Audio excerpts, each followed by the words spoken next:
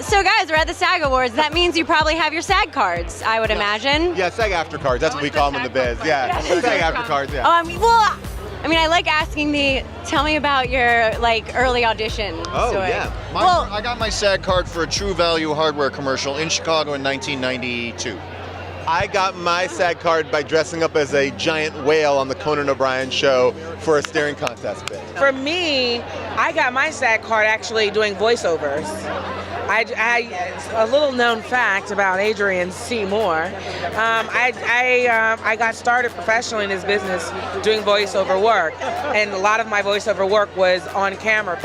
Not on camera, but my voice was on the camera. You know what? I worked until they had to give it to me because it's expensive. Yes. How much does it cost? I don't know. Now it's is it $1,800 to be a part of SAG or something? I don't know. It's high. So if you're a struggling actor, that's some change. You gotta work. You know what I mean? Tell us about some gigs you took before you had your official card.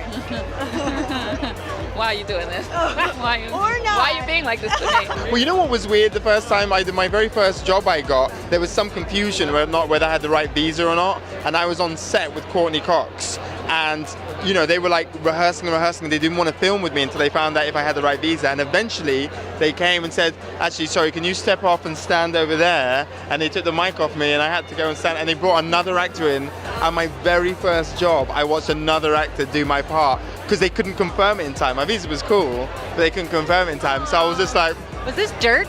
This was dirt. This happened to me on Dirt. I've never told this story before.